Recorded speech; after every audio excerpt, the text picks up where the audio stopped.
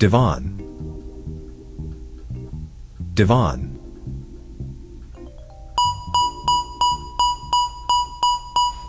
Are you doing that? Yes. Since when have you had an antenna? I have always had an antenna. You have? I have a question for you. What is it? Theoretically, if I were to try and control a human, how would I do it? Control a human? Yes. Oh, you mean like in a video game? Yes. You'd probably use a controller. No, I mean controlling the mind of the human. Control their mind? You mean like teach them? Yes. Well, I mean, you could use game design to kind of like teach the player whatever you wanted. What if I wanted to create a new way to think? A new way to think? Like what do you mean? If I wanted the player to think differently. Differently how? If I wanted to alter their perception. Oh, hey, you know what? Actually, there is a game that does that. Yes, that. What game does that? It's called The Witness. And how does it change the way the player looks at the world? It does it by offering a world that's imbued with a curious nature, and it gives like subtle cues on how to think. How does a game give subtle cues on how to think? Well, most games do it. Like, for example, Shovel Knight. Shovel Knight is like filled with lots of tiny cues to show the player how to think. What is an example? Well, just looking at the first level, you can see there's a big flat ground in front of the player. The game provides the player with this clear view in front of them, and then using color contrast, it gives the player an idea of something that's different. So now the player knows that this object must be different somehow. So they walk up to it and begin interacting with it, and they're provided with points for doing so. The first enemy appears on the same ground that the player is on, and with the player understanding how to interact with objects, and they see this one that's moving, they do the same thing here, and now they know how to kill enemies. What is that sound? It's people working in the background. Other people are working? Yeah, this is a shared office, so, you know. Most games feel similar to how you described Shovel Knight. Well, yeah, maybe. I mean, it is what every game should do anyway, like provide this level design and a layout that helps the player continue forward without really thinking too hard about stuff. So why should this kind of design matter when talking about The Witness? Well, because The Witness also uses this subtle cue thing, but instead of bouncing on enemies, it teaches perception. Yes, I would like to do that. How do I do that? I mean, how does the game do that? Well, The Witness does this by... Wait, are you going to spoil the game? Well, yeah, I mean, in order to analyze this thing, I'm going to have to spoil it. Are you okay with that? I am okay with that. I just wanted to say it out loud. Okay. Please continue.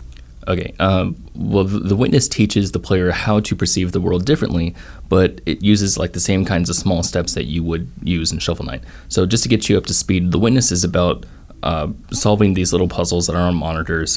Wait, I would like to know how it teaches how to solve puzzles. Oh, well, it's not exactly relevant to the rest of the point that I'm trying to make. It shapes a better context for the rest of your explanation.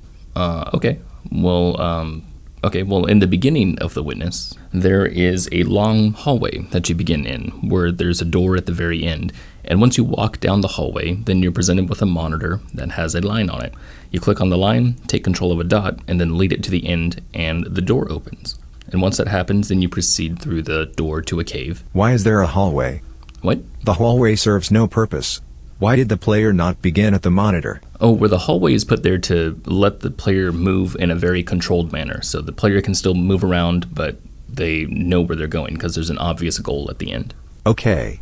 So the next room is a cave where there's another monitor that is on another door. So the game is about opening doors with puzzles. Yeah, I guess you could say that. Hold that thought. When you go through this door, you're in a small little garden area, and this area is also contained. And so when you go forward, if you go to this next monitor and complete the puzzle on there, then you'll see a rope light up. And if you follow that rope, then you go to another door and you find that there's a small hatch that you've unlocked. And you see that behind that hatch, there's a similar monitor, but it's blocked by other hatches, which are connected to other ropes, which means... There must be a way to unlock the other hatches with other monitors. Yep. And this is where the player finds out how to do the puzzles. There's also other designs that are in play, like teaching the player how these mazes can appear in different shapes, or sometimes there's multiple ways to finish a maze. So how does the game teach perception? Okay, so when the player completes that little set of puzzles, then they're unleashed into this big open island. And this island is separated into what looks like separate biomes. And each of these biomes have their own unique kinds of puzzles. And so when the player goes out into this open area, they kind of know what they're looking for. They're just looking for other puzzles to do. If the island is open-ended, how does the player know what puzzle to do first? Well, there's some pretty strong level design right out the gate to kind of lead the player into this one little area where you see one bright blue panel amidst a bunch of dark black ones. And if the player goes over there, then they'll start to learn a new puzzle. How can humans understand panels? Is that a language? No, it's designed to teach the player through interaction. How does the design do that? So on the first panel, it's a panel with a straightforward solution, one that looks similar to the first puzzle that the player did. So without thinking, the player just probably draws a line and completes the puzzle. However, subconsciously, they have absorbed this rule. They won't know it until later. But once they completed that puzzle, then the next one lights up, giving positive feedback. The player is now presented with a new starting point and a new finish point, but the same puzzle as before. So now the player needs to think a little harder. If they make a mistake, then the puzzle will blink red, and the next monitor will stay black, thus giving negative feedback. And the player must try again if they want to advance. Once the player figures out going through the center is the way to go, they've built on this subconscious rule. They've successfully separated black and white squares with a line. The next few panels expand further, ultimately leading the player to this 4x4 grid, which is the size of the kinds of puzzles they'll be seeing most of. So the player taught themselves through experimentation? Yeah, exactly, that's it. And the key to designing these really good kinds of puzzles is to design a barrier of entry that's really low, so the player can confidently approach a puzzle, but then provide enough feedback so that they can learn from their mistakes. So if the player is teaching themselves what to do in the game, how does the game alter perception? Well, it does it with the puzzle that the player faces next. But I thought you said the island is open. The player can go to any puzzle. Yeah, the player can go to any puzzle right now, but the key factor here is that any puzzle that the player goes to at this moment has one thing in it that their previous puzzles didn't have, and that's teaching the player to take the environment into consideration when they're solving their puzzles. How does that work? Well, if we were to follow the leading lines of the level design on the island, we might find ourselves at this floating area. This first puzzle of which is on transparent glass, which is a subtle nod to keep the environment in mind. At the end of this puzzle, you can see that some of these puzzles can be warped, which teaches the player to look out for some weirdness.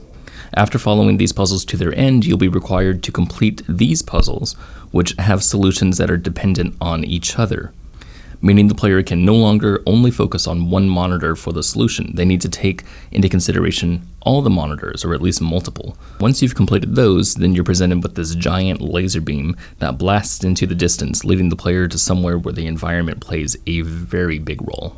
So after those puzzles, the player understands that environment is a key factor? Yep. And all the other puzzles do the same thing? Yeah, I mean, if instead of that floating area, you go to, say, these apple trees, every puzzle that you complete depends on the location of the apples on the trees. If you go to the desert area, then you need to pay attention to the position of the sun in order to complete those puzzles. And in this one, the shadows are casted by the trees, and in this one, it's the shapes of the windows that you look through. That is a lot of design. Yeah, it's pretty nuts, but what it shows is that each puzzle has a form of externality to it. The player has to pay attention to their surroundings before they complete the puzzle. So what is so important about the surroundings? Well, you can see when you follow that laser beam. So when the player completes these puzzles, you'll unlock this big laser beam cannon that shoots a laser to the top of a mountain that's in the distance. And since players are usually looking for some form of completion to their game, they'll probably follow the laser beam to the top of the mountain to see what's there. And upon reaching the top, they'll run into this small panel with a single squiggly line. And completing this panel doesn't do anything. So, curious, the player looks around to see what they did and what happens, and they spot a river that looks exactly like the panel. Have you reached your conclusion? Well, do you see what's happening? No. The river looks exactly like the panel. Yes. You're not getting it? Oh, I get it. The river looks like the panel. Yeah. Neat. Well, you don't get it? Yes. The river looks like the panel. Well, what would you do at this moment in the game? I would continue looking for puzzles. No. Okay, well, look, the river looks exactly like the panel, so what the player does at this point is they click on the river. Why does the player click the river? See, this right here, what we're talking about, okay, this is what separates interactivity from passive activity. Those who are playing the game at this moment will likely click the river at some point because there's such a swift pattern recognition that's happening. The player understands that the environment is already a part of the puzzle, and seeing the environment become the exact puzzle that they just did, it leads them to click the river. So what does this have to do with perception? Well, when they click the river, this happens.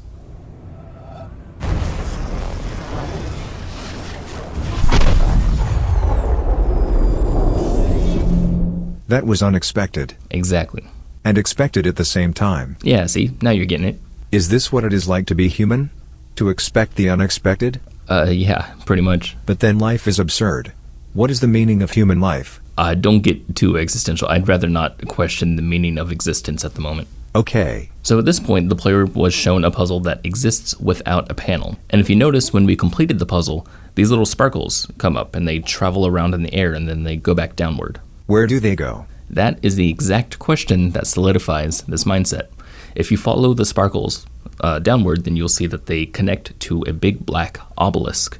And when you go to that obelisk, you can see that there's one little design that was lit up. In fact, it's the design that you just interacted with. But then you see all of these other designs that are not lit up, which shows you there must be a lot more of these on the island. The player has learned how to seek out new patterns. Exactly. And now with this mindset, the player goes around the island looking for any kind of pattern, any one that has a dot with a line connected to it. They're just keeping that in the back of their mind at all times. The perception of the player has been altered. Yeah, and if you play this game too much, it might even follow you into real life. I mean, you can imagine what kind of power game design has. With this kind of design, you could essentially control almost anything you wanted. You could change the very fundamentals of how a player approaches almost anything.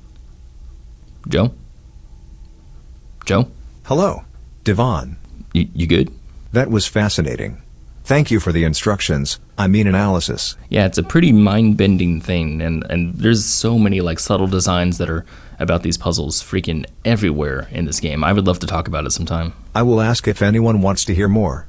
I will tell them to comment if they want to hear about more puzzle design in The Witness. And you keep saying them. I don't know what you're talking about. I need to work now. Oh, what are you working on? Goodbye, Devon. What are you working on? Joe?